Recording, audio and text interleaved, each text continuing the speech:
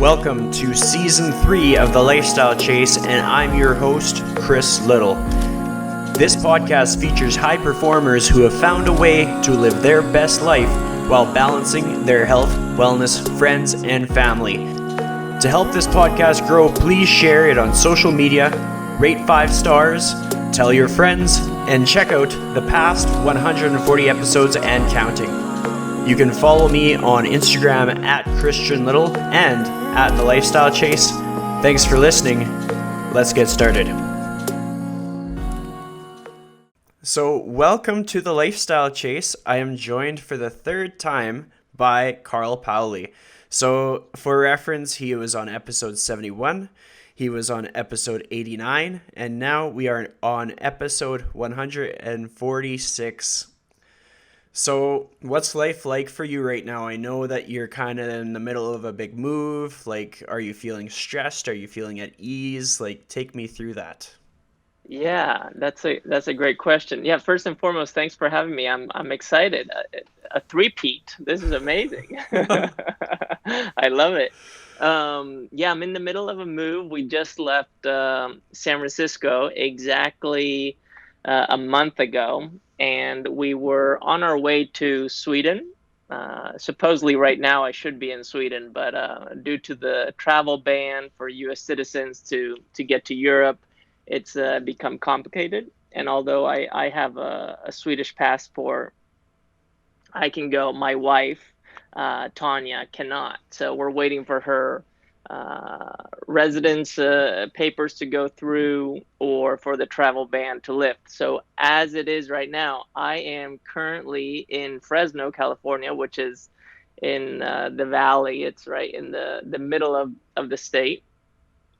And I'm living with my in-laws. I'm almost 40 years old, and here I am living with my in-laws. I would have never thought, but it's been great.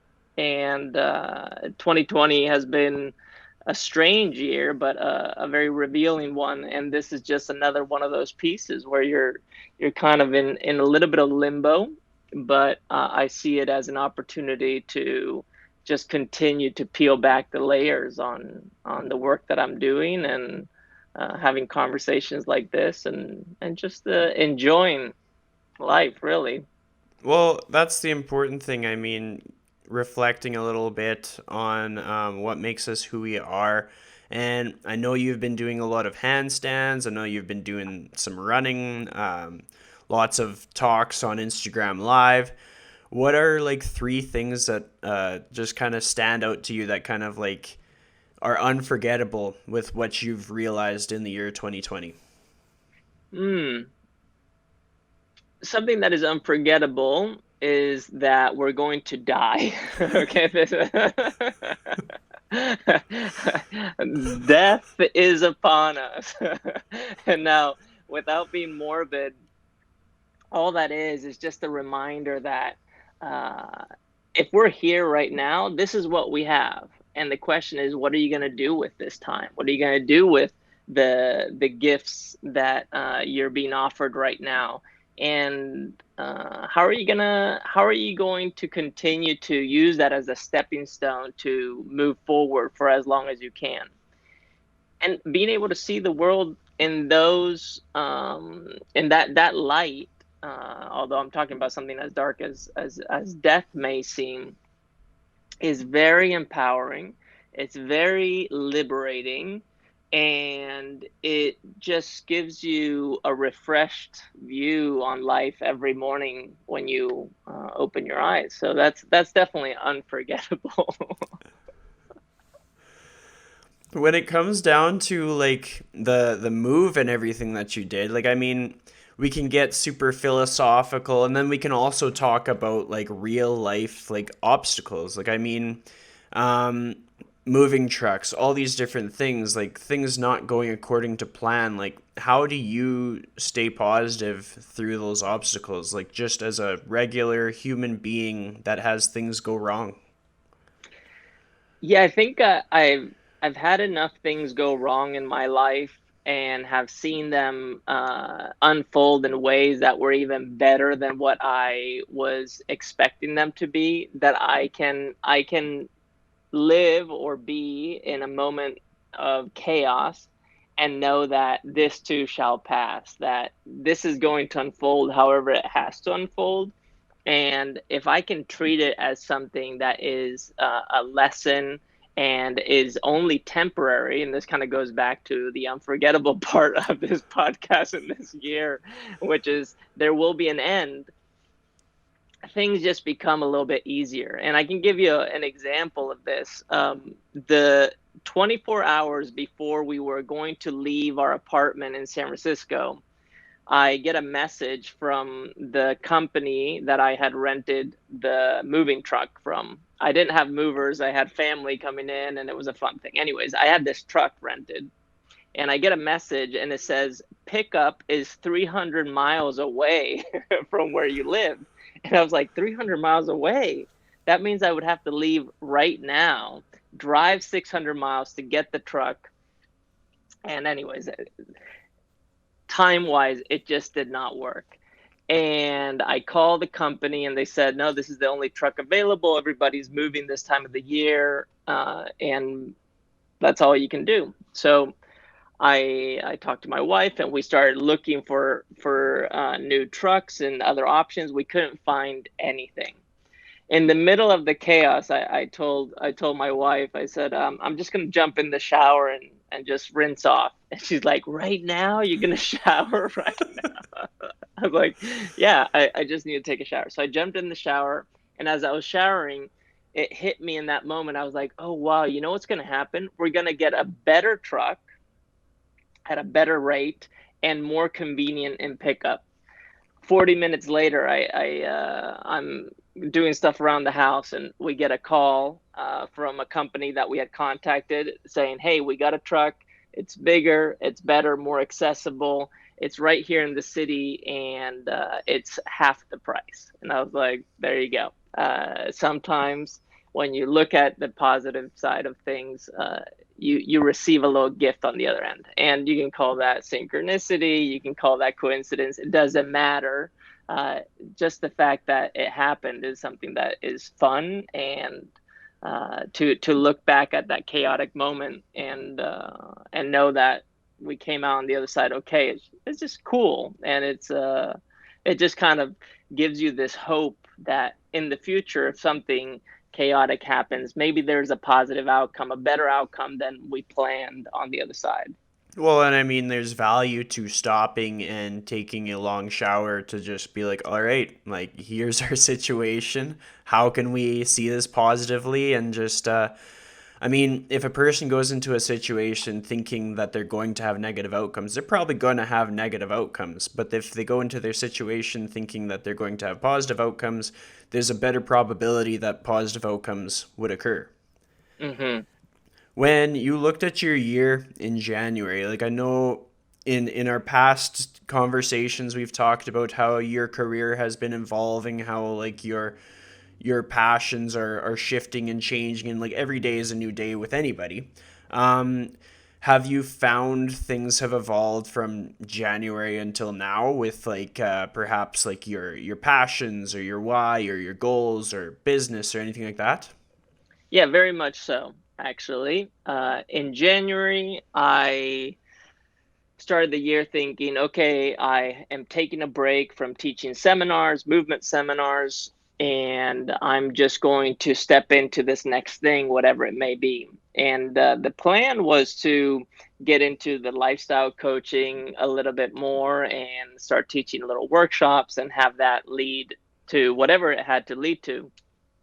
And then the pandemic happened, and through the pandemic, I all of a sudden had more time, and there was less opportunity to travel, of course, and see people. And I just got this new kind of opportunity to just think about what I was doing a little bit differently. And within that time, as I was thinking, I was just like, well, I have to train and I have to move. And this is what I got right now. So let me just start training again. And in my training, of course, my go-to is always, well, if I get on my hands and I do a handstand, I always feel like I've done something. So I started doing hand balancing, just randomly, no structure, no nothing. And I got a message from a gentleman by the name of Miguel Santana. He's a hand balancer and a hand balancing coach, and I've known him now for 7 years. And he said, "Hey, Carl, I see you're standing on your hands. Would you like some guidance? Can I give you some tips?" And I was like, "Sure." And we had been talking about collaborating for a long time, and nothing ever happened. And he and I got on a call, and we started talking. And I said, "You know what? I just want to be coached. Just let's do the thing." And yeah, I pay for his services. He programs for me, and I do the handstands. And I thought it was going to be a month, maybe, of me doing that, because I usually am a rebel and I like to, venture off and do my own thing. But within the program, within being coached through something I am curious about, such as handstands and hand balancing, I found this new sense of comfort, security, curiosity, challenge, um, uh, being able to polish small things and see big changes in how that is not only affecting my handstands but me emotionally. All of a sudden, that catalyzed bringing movement back into the conversation in a way where it was genuine, where I was like, yes, I'm excited about sharing this with you because now it's actually true again. It's true for me. So that's been a massive change. And now this is something I said maybe 6, 7 years ago. I said, I'm never going to be a personal trainer, quote unquote, or a coach. I'm never going to work with people one on one and do movement programming. And here I am working with a few people right now and using movement as a bridge for having the conversation about lifestyle. And I'm loving it. Well, I think Yeah. it's cool how in a nutshell you kind of found a purpose. You sort of found like an existence, something that lights your fire. It's kind of like when someone's in the personal development or personal training space. Unless you have something that fuels you, it's going to be pretty hard to fuel other people. And with the handstands being what fuels you, it positions you in a place where you can better empower others. Like an empty bucket's not going to fill other buckets, which is a pretty solid segue to the next thing that I was thinking we should talk about, because I think 2020 has had its fair share of challenges. Have you ever found yourself feeling burnt out? Like, what's Oh, your experience with burnout? well, I've been burnt out. I was burnt out probably for 5 years between 2013, 14, and 2019. I was completely burnt out. I mean, I did not have much left in the tank, and traveling, teaching seminars, trying to figure out who the heck am I in this world? Where do I belong? Why am I thinking and feeling something different that is kind of out of alignment with what I'm presenting to the world? Yeah, just completely drained and broken, and really dreading every moment of my life, to the point where I never had suicidal thoughts, but I understood during a period of time why people consider it, because I was mentally sick and it was making me physically sick as well. In fact, I may find a picture and share a picture with you later, and you won't even recognize the person in that picture. I look, yeah, I look very sick. Anyways, that was terrible. And then November 9th of 2019, I did my last movement seminar, and I was quote unquote retiring. And I said, okay, it's done now. I'm over it and I'm moving on. I gave myself November, December to just really recover. In January, all of a sudden, I was like, "Oh, I'm feeling a little spark of something. Let me explore this."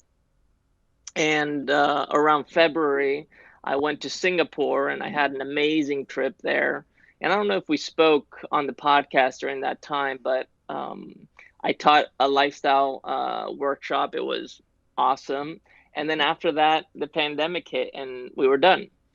And all of a sudden, I thought that I had recovered from burnout, that I was ready to go, but there was still way more that I had to unpack and recover from. So once we went into lockdown and shelter in place here, I realized that I started to heal, and less was more for me. And this is something I had said before, but now I was really feeling it, and I was able to anchor myself and my healing in hand balancing, writing, meditation, something that I had been practicing for over a year, like really rigorously. And here I am now, feeling like a completely different person, and still healing, still recovering, but being uh, way more productive, if you will. So when it comes to your meditation, because I know a lot of people have like their own way to do that, and like sometimes it's just like unloading what's on your mind at the end of the day. Like, what does your meditation look like for you at this time? hmm Yeah, so let's just go back in time when I was a kid, and I remember being maybe 4, 5, 6. My mom would actually teach me small relaxation techniques, so like tensing your body and relaxing, and this was to assist me in calming down, or being able to fall asleep if I woke up in the middle of the night, or if I was sick, and really just the simple things, focusing on your breath. And then through my career in gymnastics, I had a sports psychologist who helped with not only relaxation techniques, but also visualization techniques, and being able to see yourself performing in the first person. So you doing the work. And something that maybe you've experienced, and whoever is listening or watching right now has experienced, that when you try to visualize something, you may have noticed that it's hard to look at it in visualization from the first person. You tend to go to a third party view, and you see it from the outside. And this was a big learning experience for me during my gymnastics years. And then eventually I just sat down and closed my eyes, and thought, okay, here I am meditating. When is the 20 minutes up? uh, I then took that, and I went to a TM course, a transcendental meditation course, and I was like, oh, I'm not feeling this whole like mantra thing. It doesn't make sense to me. And then I moved on from that, and eventually I got to the point where I realized, oh yeah, through movement, through my body, I can access deeper levels of not only relaxation and visualization, but a state of being that is at peace and is simply a witness. And that's where I am right now, where for me, the meditation, although it starts a little bit different depending on not the day, but it kind of goes in cycles. It always focuses on the same thing. It's body, where am I? I just ask myself, oh, where am I? I'm in a room. I'm talking to you right now, but I'm in a room. Okay. And then I start to just notice my breathing, my breath. If I notice that there's something with my breath, I actually start to focus on it, and maybe I do the basic like 6 in, 6 out. And then from there, I notice myself wander off in thought. And as soon as I wander off in thought, I just return, of course, to the breath. When I've done that 3 times, I usually now enter a new state. And the moment I notice that I enter that state, I just hang there. And sometimes I can hang there for 7 minutes only, but sometimes it goes 40 minutes, 50 minutes, an hour. I've even sat for over an hour. Um, and yeah, it's cyclical like that. So that would be my meditation specifically. And sometimes it happens in the morning, sometimes it happens in the afternoons, evenings, sometimes it happens twice a day, sometimes it happens once. So it's not something that we, when I say we, us, me, myself, should be slaves of. We should do it because it feels good. It's important for us. It has value in it, and it allows us to see what we need to see in a different fashion, in a different light. Was it challenging to learn those techniques as a kid? Like, were you showing any kind of just resistance kind of thing? No, not as a kid. It was not. And as you were asking that, I realized why. And it was because I was desperate to feel better. That was one. And when you're desperate to feel better, you'll try anything. And the other thing was that it was my mom sharing this information with me, and that's the most nurturing person that I know. And I felt the most secure with her, so I would trust her with anything that she would give me. So yeah, it was not challenging then. Well, I think that's really cool because I know that with everything going on in the world, like lots of kids could probably benefit from just a little bit more like slowing down. And it's not like nobody has to do things the exact way that you do them or the way that I do them. But as long as they have something that they can do, I think that's a pretty empowering thing. Like, just like some kids doing school from home, they might not have the technology, and so they're going to have some obstacles. And in the same sense, some kids trying to manage their stress, not being able to see their friends and they're at home, they might not have ways to just find peace and relax and just reflect and just be themselves in their own space and make the best of their situation, because like everybody's got some kind of a crazy situation, and it's just like, what kind of tools can we create to best navigate that? Hmm. Yeah, punching a wall, for example, may help, but it once you've done it, you're kind of disappointed and you're in pain, and it's maybe not a healthy tool. So yeah, there's so many tools out there, and I think that's where it's important to realize that there are not only tools out there that can help us, but there are healthy tools and tools that are less healthy or unhealthy. So Absolutely. yeah, it's finding the healthy tools that work for you. So we're gonna do a little bit of a segue here. I know that you've had your own podcast. I try to keep up with it. One episode that stood out to me, I thought it was really cool, was when you got Lucas Graham on the show. So talk to me a little bit more about that. Like, what did that episode mean to you? What led up to it? What followed up afterward? Yeah, so funny enough, when my wife and I adopted our now daughter Tanai, I used Lucas Graham's 7 years track as the backdrop for this video that I made.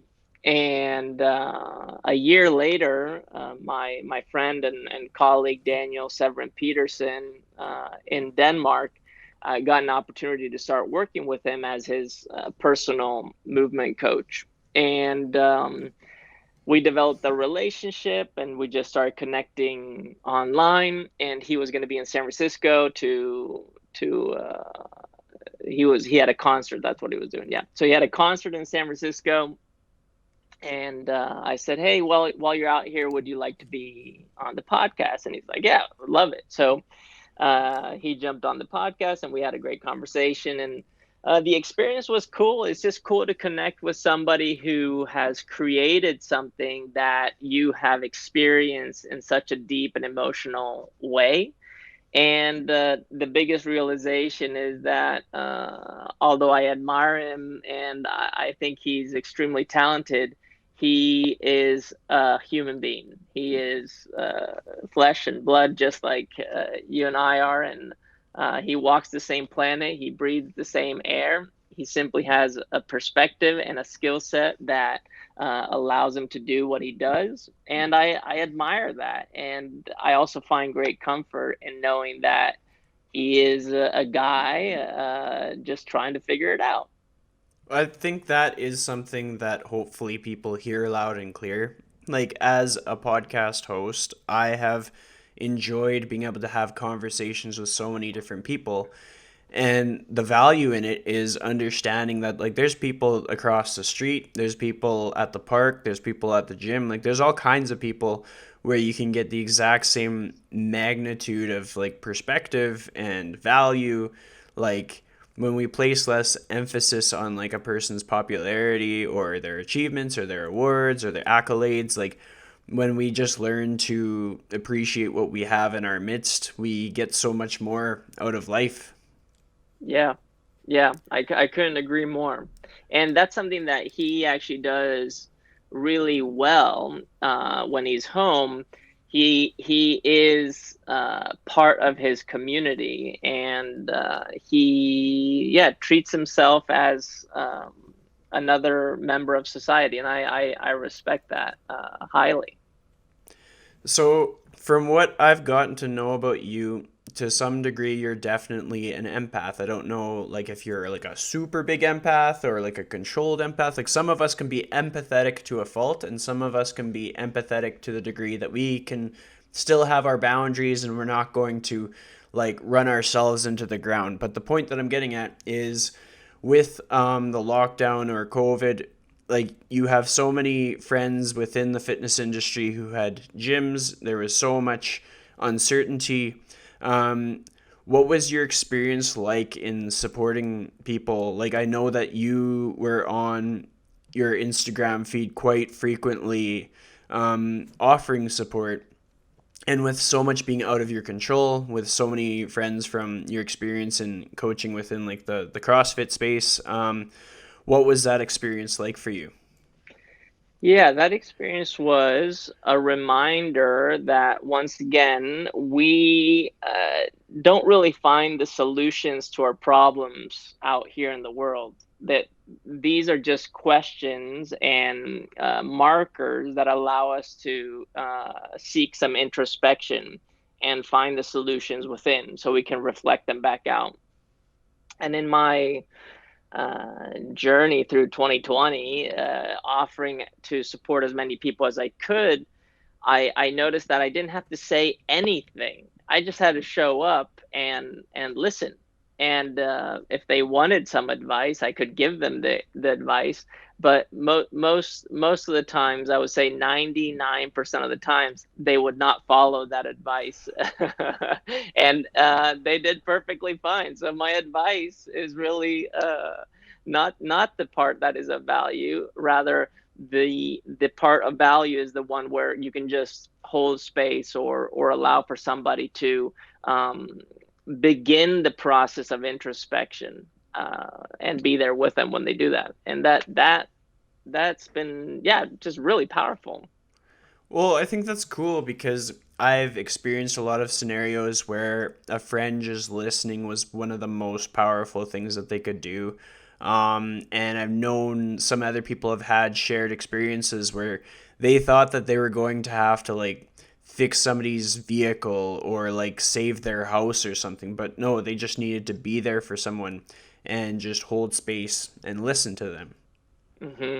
Yeah, and something that you probably are aware of, and anybody listening has noticed, is that when you ask somebody how you can support them or help them, they usually don't even know. They can't give you an answer. So uh, that really takes the pressure off of everybody, and it allows you to just be with what is and to allow either creativity, divine inspiration, or just what is in front of you to dictate the next step. Absolutely. And that's really cool because it makes life a little bit easier. You don't have to go around fixing everything, and that's the beauty, in my opinion, of uh, what is occurring right now. We're just it's being shown to us how much is out of our control, and how when we let go of trying to control that which is out of our control, things actually become easier. It's true. Which is a good pivotal point to my question for you is what um, inspires the move to Sweden? Like, Mm. are you taking control of things that are in your control? Are you wanting to be closer to family? Take me through that, if you will. Yeah, that's a good question. So I've been wanting to live in Sweden for probably 2 decades, but I simply haven't done it because I was doing gymnastics and competing in Spain, and then I ended up in Singapore, and then after Singapore, I found some things that I was interested in, and that brought me to the U.S. I was going to be here in the U.S. only for 8 months, and it's been 16 plus years. Actually, I think it's, yeah, 16 plus years. That's what it is, and and every time I've been back to Sweden to visit family, I always feel like, man, this is one item on my bucket list that I'm missing, which is spending time in a country where I even hold a passport from, and I'm technically a citizen that I simply haven't experienced. So I would like to come here. And I've been proposing this to my wife for six years, but she's been like, nah, nah, nah, not yet, not yet, not yet. And during the pandemic, she was like, you know what? Why not just do it now? So we decided to make the move. And now that we decided to make the move, we're kind of stuck in limbo. But I'm sure there's a meaning to this. I think it's a good analogy for a lot of people that they can take away and translate this into their own experience. So many worthwhile decisions. We are kind of in our own way. Like, there's obviously going to be obstacles that are quite reasonable to like pause and wait. But like, have you ever found that other times in your life you've had the same hesitation or the same reluctance or the same obstacles, but it was worthwhile in the end? Yeah, it's interesting that you say this, is that I haven't had a lot of reluctance. I've always done what I've wanted to do. The only time I've experienced some uh, not setbacks or friction, but rather just a slower unfolding has been when trying to do it with other people. In this case, it's with my family. It's a hard thing to do, to uproot your family and take them across the pond, and the logistics behind that is pretty serious. So yeah, it's the resistance is not necessarily there, but what is there is that there is it's a more complex problem to solve, to make sure that everybody is taken care of, that this is something that everybody is in alignment with, that the decisions, although they may seem final, are simply a stepping stone, and that everything can change as we go. Having that mindset is extremely important, and that just takes time. Uh, so yeah, that's the only time that I've experienced, like, what you may call resistance or reluctance. Well, I think using the word stepping stone is pretty important because sometimes something can be really intimidating if you look at it like zoomed out. But if you look at it incrementally, like, okay, like we want to make a change here. And what does that look like when we take the first step? And then how about two steps? And like, what if one step occurs over the course of like 6 months? That's not so bad. Or like the options are endless, but like sometimes like simple is better. It's kind of like how you reflected earlier in the show today, like less is more. Hmm. Yeah, and I think making the decision, or setting the goal, that's the hardest step. It's saying, yeah, we're going to leave what we've called home for such a long time. That's the hardest step. But once you make that decision, then things are much easier. Well, I think that's really interesting because all of us are going to have goals. I imagine that you have goals that are on your horizon. What process do you go through to like set realistic goals, and what are the values that align with your goals? Yeah. my process is very simple. It's a 3-step process. It's imagination, ideation, execution, or implementation. I imagine what is it that I would like to do, I desire, that I'm excited about, what I need. Then I translate that into a plan. That's the ideation phase. I write about it. I tell people about it. I sleep on it, and I really ask myself whether this is true or not. And then I pick a small little item out of what I've been thinking about, and I execute on it. The moment I execute, I get immediate feedback. I'm like, oh, I thought I wanted to do this, but this feels like crap. Okay, does it feel like crap because I need to feel like crap to move forward, or does it feel like crap because I'm actually not interested in this?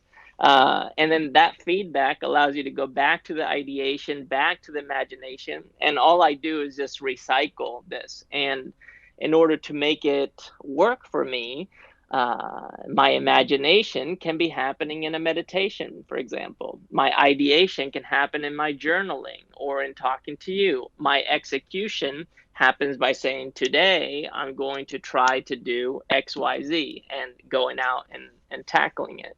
So yeah, that's how I navigate it, and it's been very helpful for me, and it's very simple, and it's almost so simple and obvious that it seems impossible for that to be the solution, but it really is.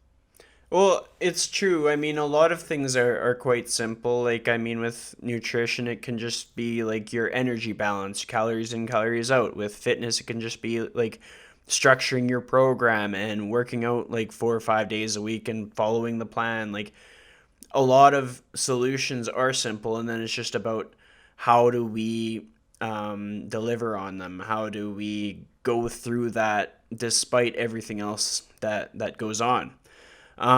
Something that we were both working on at the beginning of this year. I know I was doing daily podcast episodes and you were doing daily talks in your Instagram, and we both kind of paused on that. I know for myself, I'll share my perspective was that like I learned so much about myself in having to think about topics every day. And I definitely honed my craft in like if I had a topic I wanted to talk about, it took some research, or perhaps I just had to watch other stuff for a while to kind of figure out like what was I passionate about that day. And I also learned like I could really overcome a lot of obstacles just by talking about them on a microphone.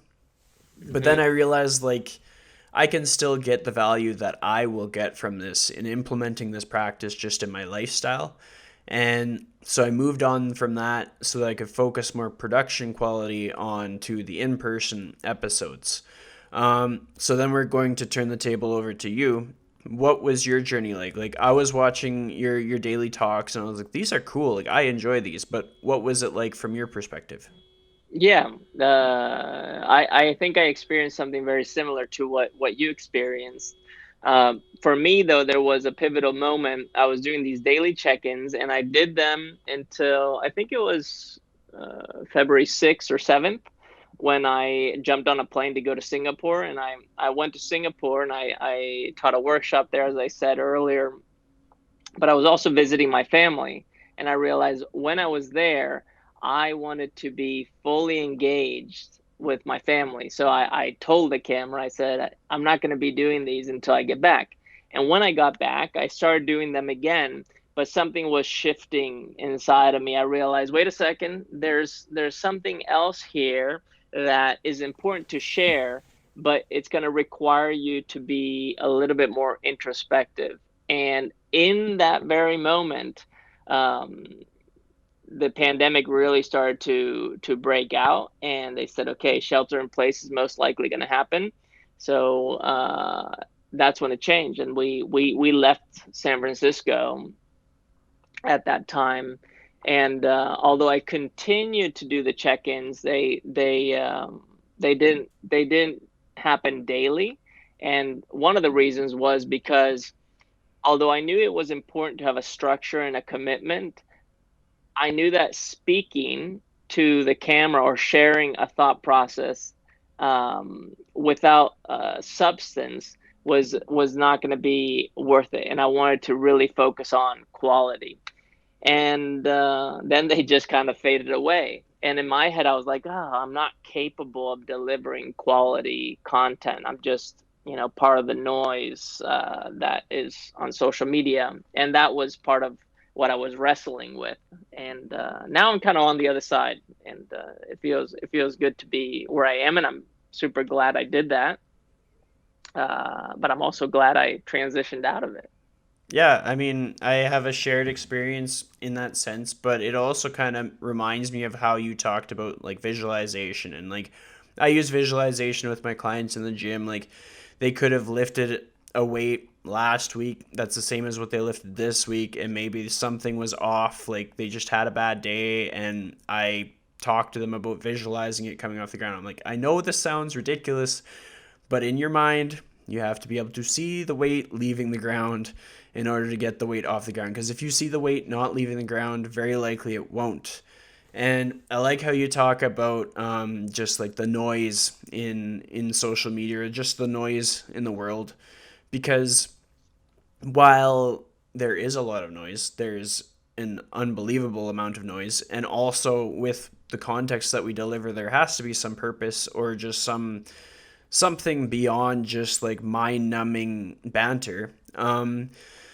I believe that if we don't believe that our purpose has purpose, like if we don't see the purpose in ourselves, then we won't have a purpose. We won't cut through the noise. We won't have our audience. So while we both have our purpose outside of the daily check-ins or the daily episodes or the daily content, moving forward, I think for myself, I'll definitely speak for myself, like finding ways to find that purpose on a daily basis in order to bring that into how I show up. And I think no matter how far along a person goes along in their journey, their career, their life, how old they are, they're continually going to need to find that purpose in order to deliver and implement and come up with that next step.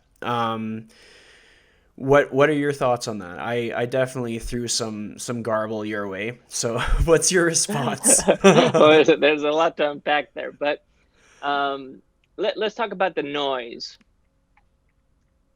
For example, with the pandemic, the news, the political state of the nation here in the United States, the social movements that we're seeing, the social injustice that exists and that is now being discussed.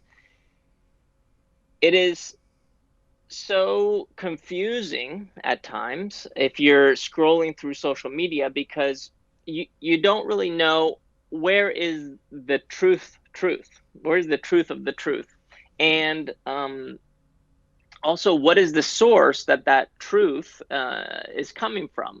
And yeah, there's levels to the challenge, and the challenge of figuring out what is it that is really happening.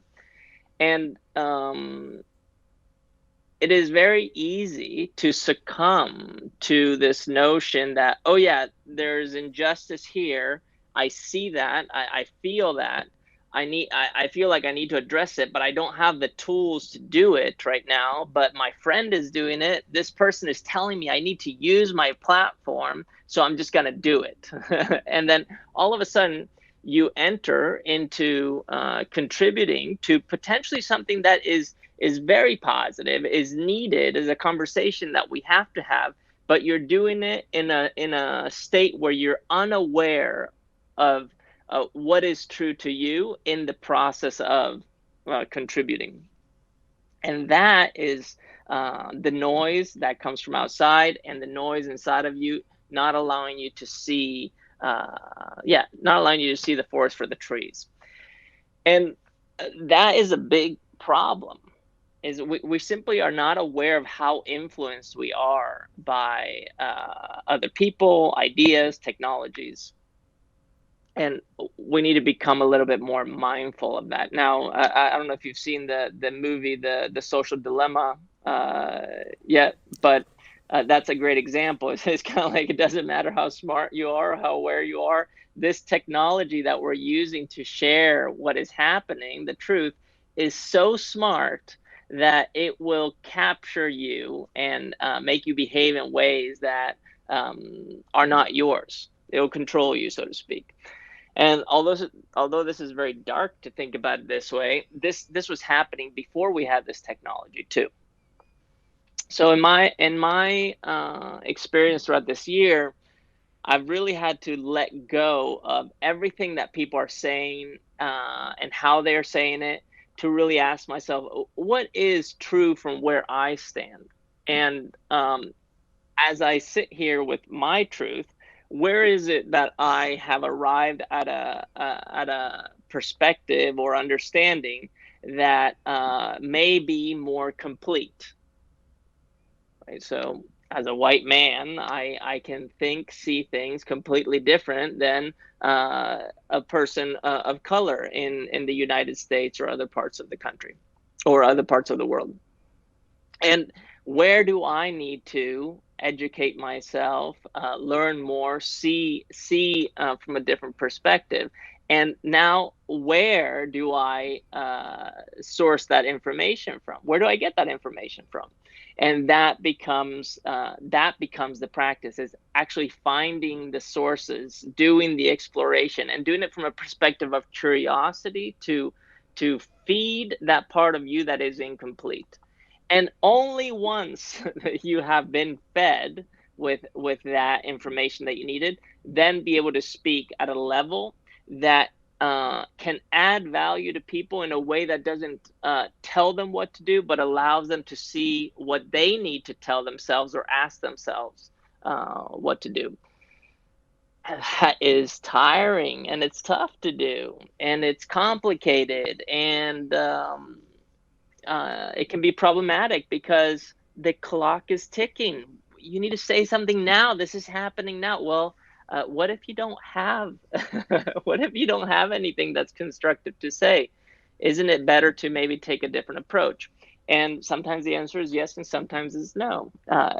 That's irrelevant at this point. But that's part of the noise conversation I was alluding to earlier, and being a little bit more deliberate in how we share, or what we share, and when we share.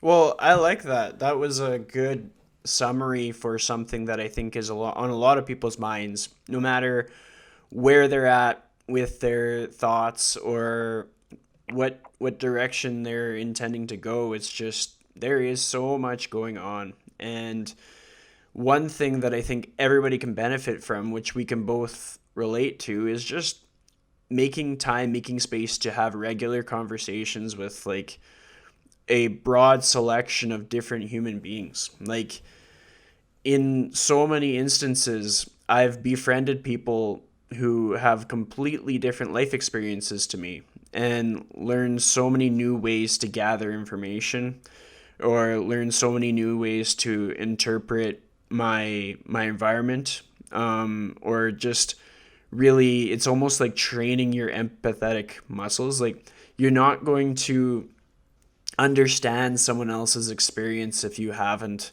been able to see life through their lens. And sometimes having like a really high quality conversation with somebody where yeah, you just hold space for them, and you hear about their day to day, or you go for a walk with them. I have a few friends that I'll just go for a walk and they'll tell me how their experience was in the exact same thing that I did. And just to hear it from them instead of just assuming is pretty powerful and moving. Something that was on my mind was the Joe Rogan podcast. I want to know, like, he is a very influential person, and I want to hear from your point of view, like, what is it that makes someone like him as influential as he is? Is it his interview style? Is it who he is as a person? Is it his life experiences? What are your thoughts? Well, for one, I think he speaks what is true to him, and he does it in a way that is just very honest. He just speaks it So he's the average Joe, right? He's the average Joe, but this average Joe is vulnerable. He's cried on his podcast. He is curious. He has expressed hard feelings. When he's made a mistake, he's been able to retract his statements and improve. You've seen an evolution. And that is something that when you're looking to reveal character in yourself or to see it in somebody else is very empowering. It's very empowering. Not to mention the people he gets on the show have very valuable information, and he has a diverse audience, and he has the ability to ask the questions that are not popular. And he can do that because maybe they're drinking or they get high or because they're just having a conversation, and he's genuinely curious. Hey, what is the deal with this? Why are you doing it this way? And he's able to see people beyond their behaviors. I think that just makes him a great host for a conversation, and thus his podcast is killing it. Well, I think it brings value to the concept that like you can be yourself. Like you can lean into the discomfort of life. You can be curious. But if you're consistent in how you show up in the world, then that's what compounds into momentum, and that's what gives you like a body of work. Like, I mean, if we think about the number of times he's made public appearances, it's been in different scenarios, different contexts, but he's built up on those things in order to kind of like gain that integrity from like that bond, that solid connection with people who don't know him personally but feel like they know him on a very personal level. Like I remember my first interaction just watching him was, I think I was like probably elementary school watching Fear Factor. And that's who I knew Joe Rogan was. And like his build was different. Like the first impression you would have of him was very different. And just seeing him like appear on the scene again, and he's part of UFC, and then it's like, okay, like what's he doing now? And I no longer wanted to watch Fear Factor because Joe Rogan wasn't part of it. And I was like, well, what was it that set him apart? And I guess it truly was his ability to be like, when something was gross, he felt it was gross. He wasn't going to hide behind the fact that somebody had spiders on their faces and they had to stay there for like 60 seconds. And it's just cool to see the evolution of someone where it feels like you can almost see every piece to that puzzle. And I think it's almost motivating as a podcast host to be someone that can be like, all right, like I understand what it's like to get to that level. Because so many people as hosts of podcasts are going to think, well, next year I'm going to be Joe Rogan. It's like, no, like you got 2 decades in you to wait it out. Like how many reps are you willing to put into this? How many conversations on air, off air? Like in order to be that level of honest and vulnerable on a show, you have to have been that honest and vulnerable off of a show probably 2 times as many times, you know? Yeah. Yeah, 100%. And just like you said, of course it takes time. And I think it requires for one to go beyond just the podcast interview or the conversation. I know a few people who have been on his podcast as guests, and someone who was on it, he just got smashed in the comments after he had been on the podcast. And I know that they after the podcast, they stayed in touch via text message, and it was very much like, hey, you can come back on the podcast and we can address all these things. And although I don't agree with your stance, I do think it's important that we talk about it and that we continue to develop. So I believe he's somebody who nurtures the relationships with the people beyond just the show. It's not like he's a comedian that has become a TV host and doing a late night show, for example, and just like, oh, people come on, I do the thing, you promote your business, and then off you go. It's There's so true. much more to that. Yeah, I think he nurtures relationships and he's genuinely curious, and that's what he lives for.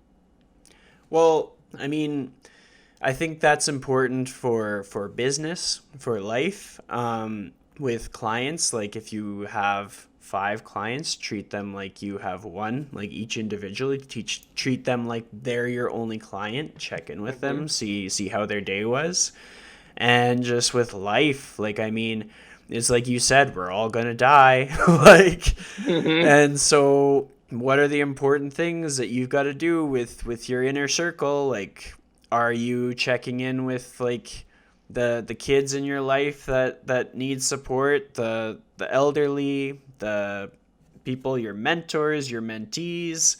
I think everybody needs to be nurtured in the sense that like we're all on each other's metaphorical podcast of life, and like how can we keep watering those plants in order to keep our garden flourishing. Hmm. Yeah, I couldn't agree more.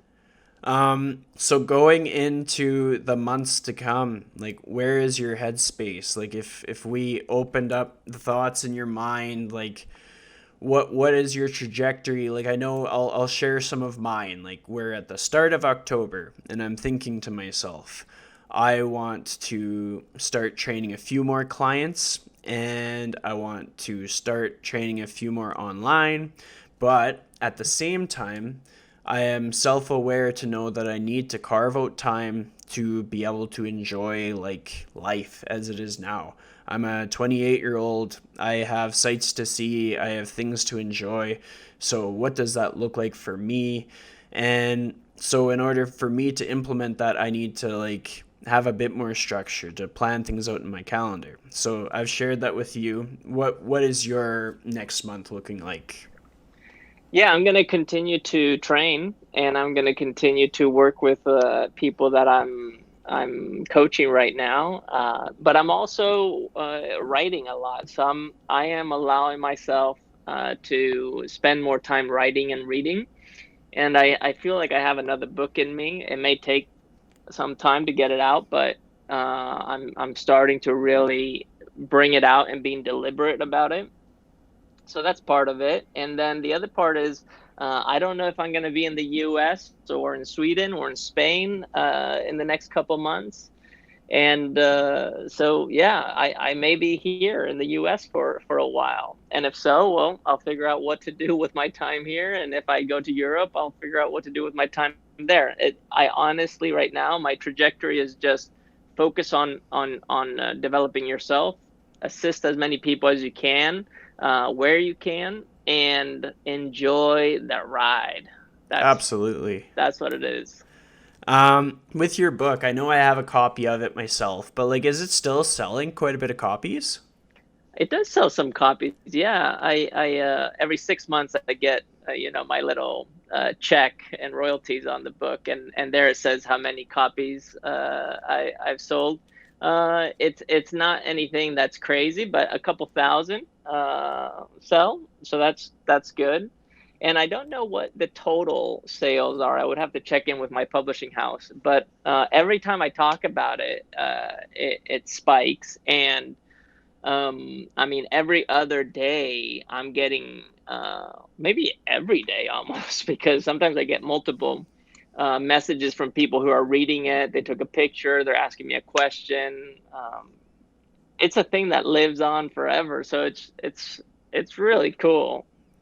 Well, I think it's another example that people can take on into their own life. Like just because the work that you put in was a while ago doesn't mean that it is worthless today kind of thing. Like if we put effort into something at year 5, that effort is going to be equally valuable at year 15. And Hmm. so that puts precedence onto having purpose in that work that you're doing and not worrying so much into the like the micro time frame, but more so on like the bigger picture. Like did it matter that we finished our next book in 6 months or 2 years, or did it matter what that book contained?